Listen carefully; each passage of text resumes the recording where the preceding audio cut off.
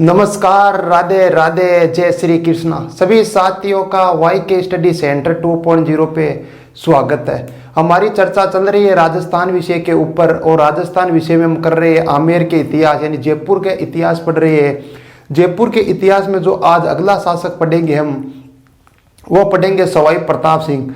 सवाई प्रताप सिंह का शासनकाल माना जाता है 1768 से 1803।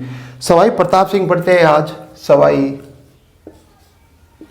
सवाई प्रताप सिंह। सवाई प्रताप सिंह आज अपन पढ़ेंगे सवाई प्रताप सिंह के बारे में। शासनकाल 1768 से 1803। 1768 से 1803 इनका शासनकाल है। सवाई प्रताप सिंह पढ़ते हैं तो सवाई प्रताप सिंह में दो युद्ध आते हैं, बड़े इंपॉर्टेंट है। एक का नाम है तुंगा का युद्ध। एक तो तुंगा युद्ध पढ़ेंगे, एक पढ़ेंगे पाटन का युद्ध। तुंगा और पाटन का युद्ध। और प्रताप सिंह के समय ही तमाशा लोकनाट्य प्रारंभ हुई थी। कौन सी लोकनाट्य? कि सवाई प्रताप सिंह के समय तमाशा लोकनाट्य प्रारंभ हुई। तमाशा लोकनाट्य कि तमाशा लोकनाट्य प्रारंभ हुई। और दो युद्ध होते हैं, एक तो तुंगा का युद्ध होता है, एक पाटन का युद्ध होता है। तुंगा का युद्ध होता है 1787 में, यह होता है 1787 में। और पाटन का युद्ध होता है 1790 में। दोनों युद्ध होते हैं। पहला होता है तुंगा का युद्ध, जो प्रताप सिंह और महादेजी सिंधिया यानी मराठा महादेजी सिंधिया इन दोनों के बीच में होता है। तुंगा के युद्ध में प्रताप सिंह जीत जाता है और महादेजी सिंधिया हार जाता है। महादेजी सिंधिया हार जाता है, लेकिन जाते जाते कह के जाता है कि मैं यदि जिंदा रहा तो जयपुर को मिट्टी में मिला दूंगा। ये कहकर भाई साहब चले जाते हैं। 3 साल बाद फिर आते हैं भाई साहब 1790 में, यानी 1787 में हुआ था, उसके 3 साल बाद यानी 1790 में वापस आते हैं। 1790 में वापस आते हैं। युद्ध होता है पाटन का युद्ध। पाटन के युद्ध में वही प्रताप सिंह और वही सिंधिया जी दोनों के बीच में युद्ध होता है। और इस युद्ध के मायने इस युद्ध में प्रताप सिंह की हार होती है और सिंधिया जी जीत जाते हैं। सिंधिया जी जीत जाते हैं इस युद्ध में और सिंधिया जी जीत गए। लेकिन इन जो सिंधिया जी है मराठा, तो इनका जो नेतृत्व कर रहा था वो कौन था? कि इनकी सेना का, सिंधिया जी की सेना का जो नेतृत्व कर रहा था वो था, उसका नाम था डिबोई फ्रांसीसी। डिबोई फ्रांसीसी इनका नेतृत्व कर रहा था। और ये अंतिम युद्ध माना जाता है, ये अंतिम शासक माना जाता है जिसके समय की पुरानी तकनीक से युद्ध किया था। यानी कोई नया फेरबदल नहीं किया युद्ध तकनीक में। पुराने ढंग से युद्ध लड़ा था, यानी पुराने ढंग से युद्ध लड़ा गया। पुराने ढंग से युद्ध लड़ा गया। ये होते हैं दो युद्ध। प्रताप सिंह ब्रिजनिधि नाम से कविताएं लिखता था। और सवाई प्रताप सिंह ने ही राधा गोविंद संगीत सार लिखवाया था। किसके द्वारा लिखाया गया? वो लिखवाया गया था देवऋषि ब्रिजपाल के द्वारा। किसके द्वारा? देवऋषि ब्रिजपाल के द्वारा लिखाया गया राधा गोविंद संगीत सार ग्रंथ लिखवाया गया। किसके द्वारा? देवऋषि ब्रिजपाल के द्वारा लिखवाया गया। चलो इतना लिख लेते हैं जो चर्चा की इसके बारे में, इसे उतार लेते हैं। सवाई प्रताप सिंह 1768 से 1803। तो इनके समय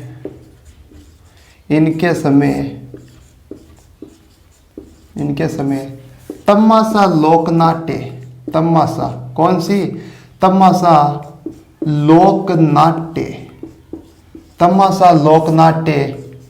प्रारंभ हुई।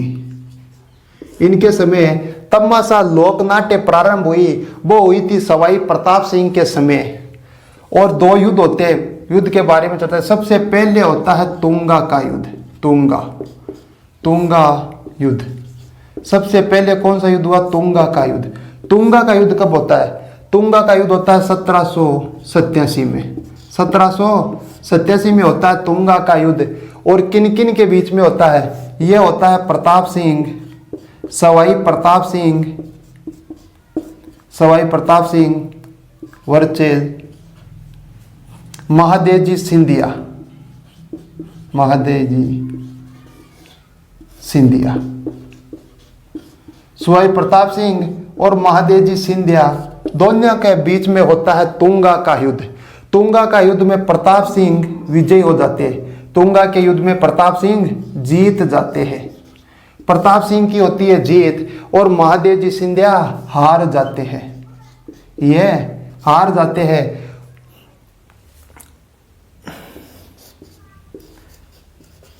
महादेव जी सिंधिया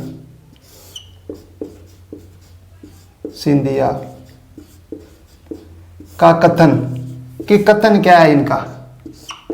कथन है कि मैं जिंदा रहा तो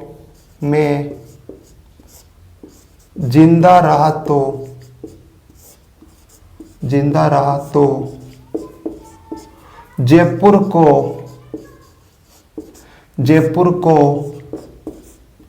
मिट्टी में मिला दूंगा,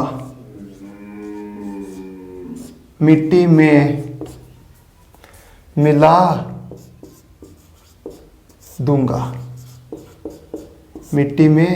दूंगा। कि मैं जिंदा रहा तो जयपुर को मिट्टी में मिला दूंगा। बात कर रहे हैं प्रताप सिंह के बारे में। इनके समय तमाशा लोकनाट्य प्रारंभ हुई थी और युद्ध होता है तुंगा का युद्ध 1787 में होता है। इनके प्रताप सिंह और महादेव जी सिंधिया दोनों के बीच में होता है। इसमें प्रताप सिंह विजय होता है, महादेव जी सिंधिया की हार होती है। तथा महादेव सिंधिया जाते जाते कह गए कि मैं जिंदा रहा तो जयपुर को मिट्टी में मिला दूंगा।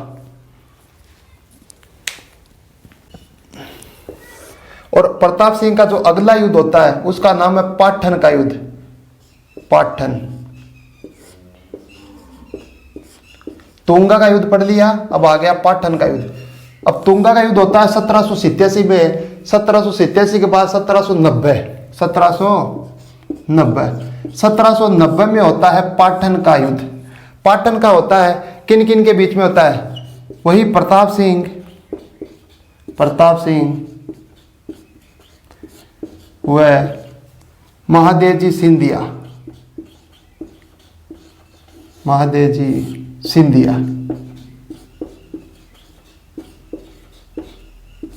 सिंधिया, दोनों के बीच में होता है तुंगा का युद्ध।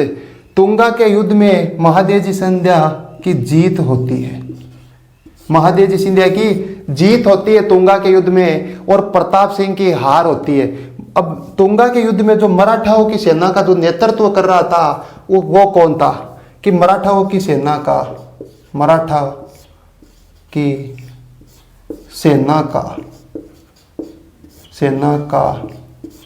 नेतृत्व है। कि मराठा की सेना का नेतृत्व कौन कर रहा था? डिबोई फ्रांसीसी। कौन सी सीसी? फ्रांसीसी डिबोई कि मराठा सेना का जो नेतृत्व कर रहा था उसका नाम था फ्रांसीसी। और पाटन का युद्ध कि अंतिम युद्ध जिसमें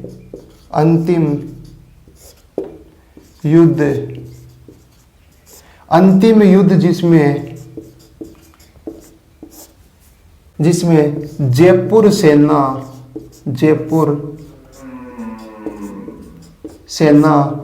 पुराने ढंग से लड़ी, पुराने ढंग से लड़ी। बात कर रहे हैं पाटन के युद्ध की। 1790 में होता है, प्रताप सिंह और सिंधिया के बीच में होता है। इस युद्ध में महादेव जी सिंधिया विजयी होते हैं, प्रताप सिंह की हार होती है। यानी तुंगा के युद्ध में तो जीत होती है प्रताप की और पाटन के युद्ध में होती है सिंधिया जी की जीत। मराठा की सेना का जो नेतृत्व, यानी महादेव जी सिंधिया मराठा है तो इनकी सेना का जो नेतृत्व कर रहा था उसका नाम था डिबोई फ्रांसीसी। और ये अंतिम युद्ध माना जाता है जिसमें जयपुर सेना पुराने ढंग से लड़ी, कोई नया तरीका नहीं अपनाया, कोई नया परिवर्तन नहीं लाया। परिवर्तन लाना बहुत ही जरूरी है। आगे चलो कि प्रताप सिंह ब्रिज निधि नाम से कविताएं लिखता था। चलो यह भी लिख लेते हैं कि प्रताप सिंह प्रताप सिंह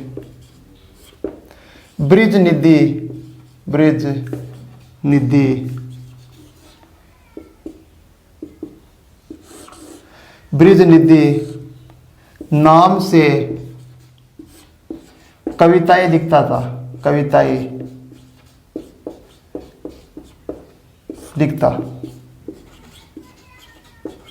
लिखता था कि ब्रिज निधि नाम से कविताएं लिखता था। कौन? प्रताप सिंह लिखता था। प्रताप सिंह ने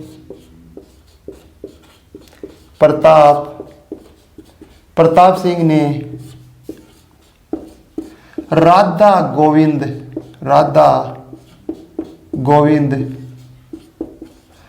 गोविंद संगीत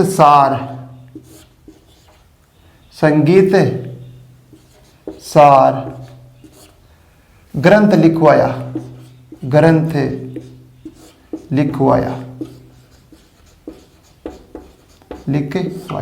कि राधा गोविंद संगीत सार ग्रंथ किसने लिखवाया? वो लिखवाया प्रताप सिंह ने। और लिखा किसने था ये ग्रंथ?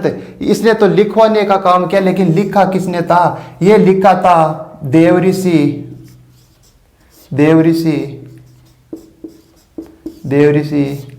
ब्रजपाल ने। किसने? देवऋषि ब्रजपाल ने लिखा। ये लेखक हो गया देवऋषि ब्रजपाल, लेखक देवऋषि ब्रजपाल। और प्रताप सिंह को 22 संख्या बहुत ही अच्छी लगती है, इसकी फेवरेट संख्या 22 थी। तो इसने और क्या करवा दिया? इसने लिखवा दिया गंधर्व 22 भी इसने लिखवाया। गंधर्व 22 लिखवा दिया। तो गंधर्व 22 में कौन कौन विद्वान थे? यानी जो लिखने वाले जो विद्वान थे उनका नाम क्या क्या है? सबसे पहले तो आ गया देवऋषि ब्रजपाल। कौन सा पाल? ब्रजपाल। एक आ गया ब्रजपाल, दूसरा आ गया गणपति आ गया दूसरा, तीसरा आ गया चांद खां आ गया, तीसरा आ गया चांद का। कि कौन कौन विद्वान थे गंधर्व 22 के? ब्रजपाल, देवऋषि ब्रजपाल, गणपति और चांद खां आ गए, तीनों आ गए। और आता है कि प्रताप सिंह का जो संगीत गुरु है उसका क्या नाम है? कि प्रताप सिंह के संगीत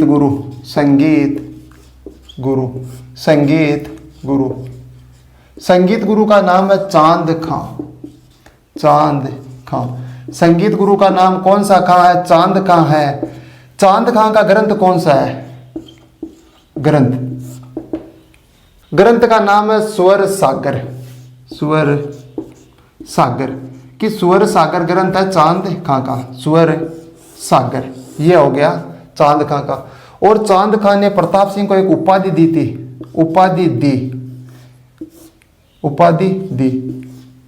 प्रताप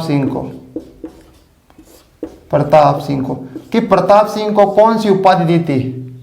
उपाधि दी थी बुद्ध प्रकाश की। बुद्ध प्रकाश उपाधि दे दी बुद्ध प्रकाश की।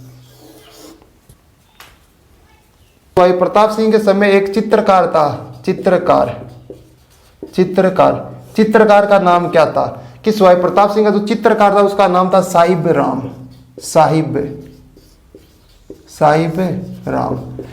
राम ने आदमकद चित्र बनाया। कि आदमकद मूर्ति बनाई। आदमकद मूर्ति क्या होती है? कि नीचे से लेके पूरी ऊपर तक जो बनती है ना मूर्ति, उसे कहते हैं आदमकद मूर्ति। बनाई थी साहिब राम ने। कि सवाई प्रताप सिंह के समय ही सवाई प्रताप सिंह की रानी क्या है? जयपुर मेन रोड निकलती है इधर से, जयपुर। कि जयपुर मेन रोड निकलती है तो कभी गणगौर आ जाती है, कभी तीज आ जाती है। तो रानियों ने जिद कर ली कि हमें भी गणगौर देखना जाना है, तीज देखने जाना है। तो प्रताप सिंह ने कहा कि तुम्हें कहीं जाने की जरूरत नहीं है, मैं यही व्यवस्था कर दूंगा तुम सबके लिए। तो यह क्या करता है कि एक महल का निर्माण करता है रानियों के लिए। ऐसे करके करो,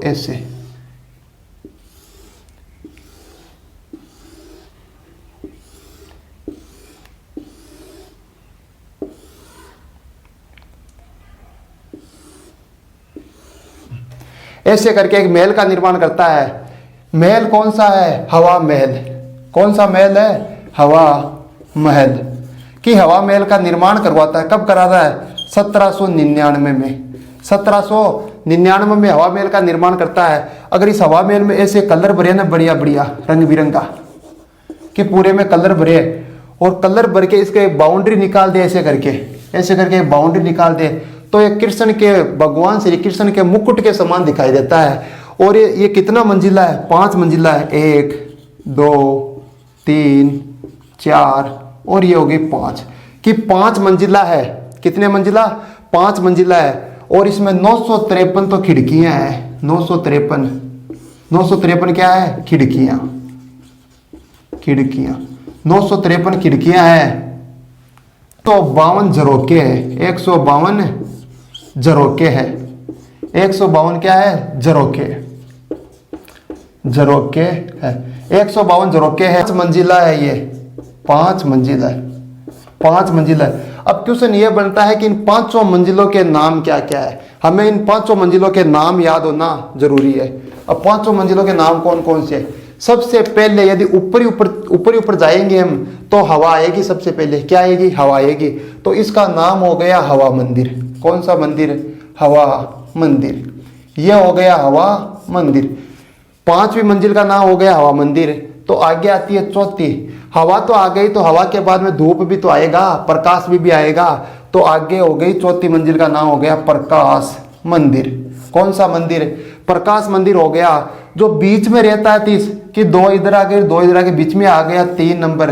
बीच वाला हमेशा विचित्र रहता है। कैसा रहता है? विचित्र रहता है। तो ये हो गया विचित्र मंदिर। विचित्र मंदिर हो गई 3। 2 को छोड़ो, पहले पे आओ। पहले सबसे नीचे क्या रहेगी? ठंड रहेगी, यानी ठंड ज्यादा रहेगी नीचे महल में। तो नीचे ज्यादा ठंड रहेगी तो सरद रहेगी, यानी सर्दी रहेगी। तो इसे कहते हैं हम शरद मंदिर। कौन सा मंदिर? शरद मंदिर। यह हो गया शरद मंदिर। शरद मंदिर हो गया। अब 2 बच गया, तो इसे तो याद ही कर दो सीधा। ये हो गया रतन मंदिर। रतन मंदिर। ये हो गए 5 मंजिलों के नाम। शरद मंदिर हो गया, रतन मंदिर हो गया, विचित्र मंदिर हो गया, प्रकाश और हवा मंदिर हो गया। ये हो गया हवा महल। हवा महल। और हवा महल में और क्या है? और पॉइंट क्या लिख सकते हैं? और लिख सकते हैं कि इसमें नींव नहीं है, बिना नींव के बना हुआ है। बिना नींव के बना हुआ, बिना नींव के बना हुआ है। बिना नींव के बना हुआ है। बिना नींव के बना हुआ है। बिना नींव के और क्या बना हुआ है? बिना नींव के एक दुर्ग बना हुआ है। कौन सा? गागरोन दुर्ग। कौन सा दुर्ग? गागरोन दुर्ग। गागरोन दुर्ग बिना नींव के बना हुआ है। बिना नींव के, इसमें भी कोई नींव नहीं है। ये हो गया अपना हवा महल। और हवा महल का निर्माण हुआ था, निर्माण 1799 में। कब हुआ था? 1799 में। अब सवाई प्रताप सिंह तो हो गया। सवाई प्रताप सिंह के बाद में अगला शासक कौन सा आता है? तो वो आता है जगत सिंह। कौन सा सिंह? जगत सिंह आता है। जगत सिंह। सवाई प्रताप सिंह के बाद आगे का शासक आता है जगत सिंह। और जगत सिंह का शासन काल रहता है 1803 से 1818। 1803 से 1818 इसका शासन काल रहता है। जगत सिंह के बारे में कहा जाता है कि इसे बदनाम राजा कहा जाता है। कौन सा राजा? बदनाम राजा। कि बदनाम राजा कहा जाता है जगत सिंह को। बदनाम राजा कहा जाता है रसकपुर वेश्या के कारण। वेश्या के कारण, कि रसकपुर वेश्या के कारण इसे बदनाम राजा कहा जाता है। ये हो गया जगत सिंह। और क्या होती है जगत सिंह के बारे में? जगत सिंह के समय सबसे मोस्ट आता है, तो वो आता है कि विवाद आता है। विवाद का नाम है कृष्णा कुमारी विवाद। कृष्णा कुमारी विवाद। कि जगत सिंह के समय इंपॉर्टेंट आता है, तो वो आता है कृष्णा कुमारी विवाद।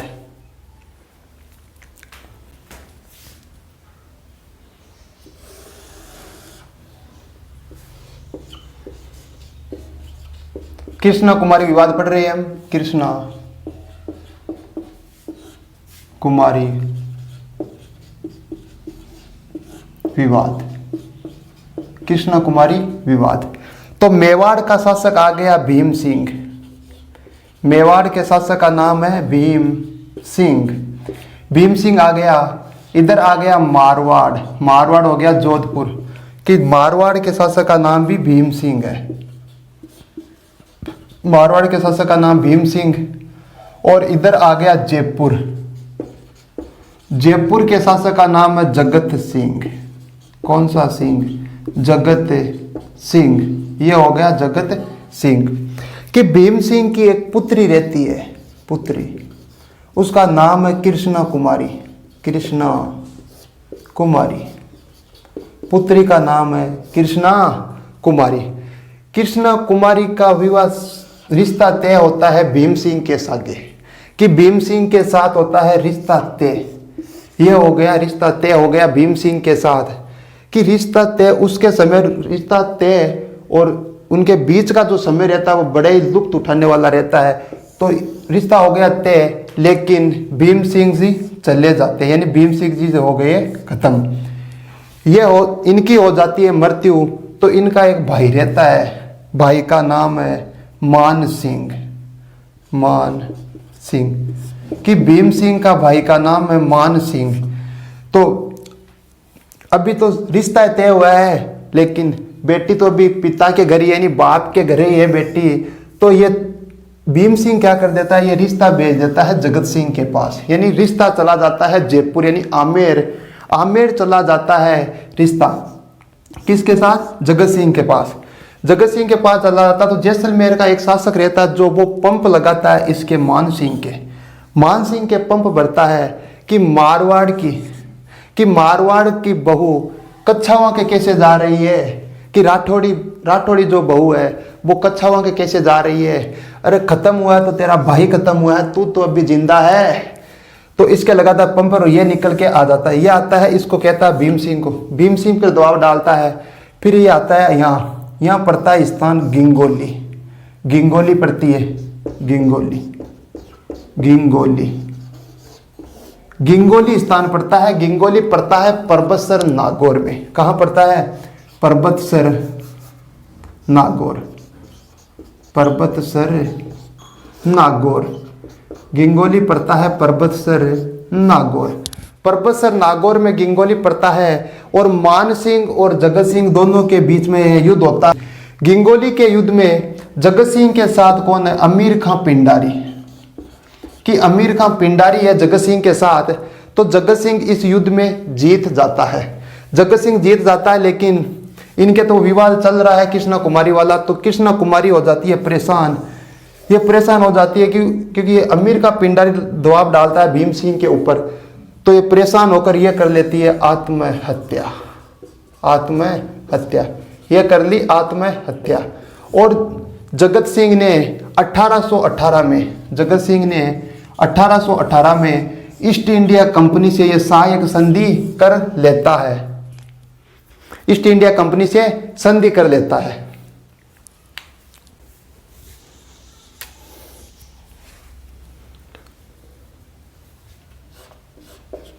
कृष्णा कुमारी विवाद। कृष्णा कुमारी विवाद। कृष्णा कुमारी विवाद।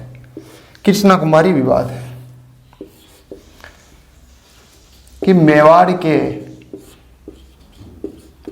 भीम सिंह की पुत्री, मेवाड़ के भीम सिंह की पुत्री कृष्णा कुमारी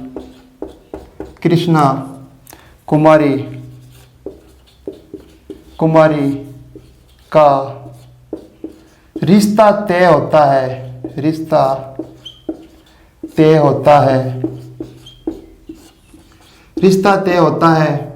मारवाड़ के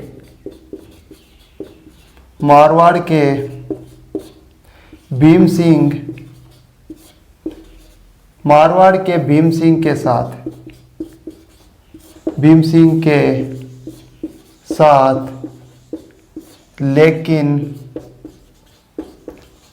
भीम सिंह की मृत्यु होने के कारण, भीम सिंह की मृत्यु हो जाने के कारण, मृत्यु हो जाने के कारण, हो जाने के कारण ये रिश्ता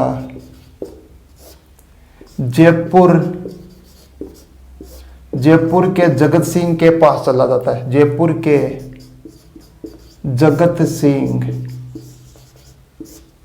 के पास चला जाता है। जयपुर के जगत सिंह के पास चला जाता है।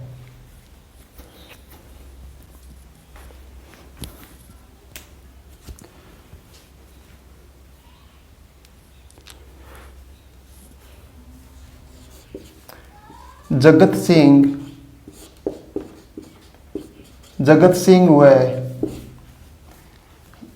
सिंह व मान सिंह है भीम सिंह का भाई, कि भीम सिंह का भाई, भीम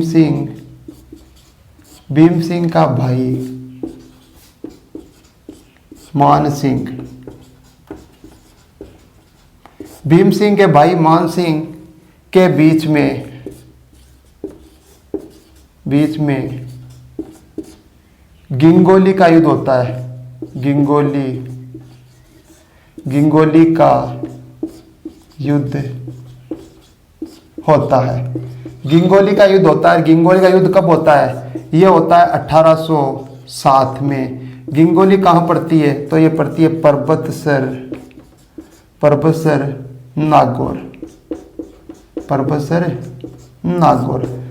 नागौर में पड़ती है। इस युद्ध में जगत सिंह विजयी रहता है। जगत सिंह की जीत होती है और जगत सिंह ने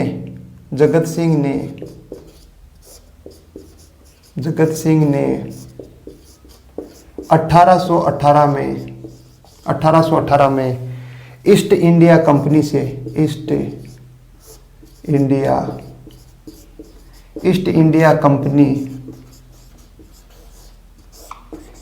कंपनी से संधि कर लेता है।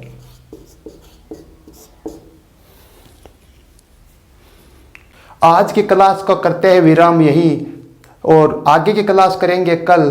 तब तक के लिए सभी साथियों को नमस्कार और जय हिंद।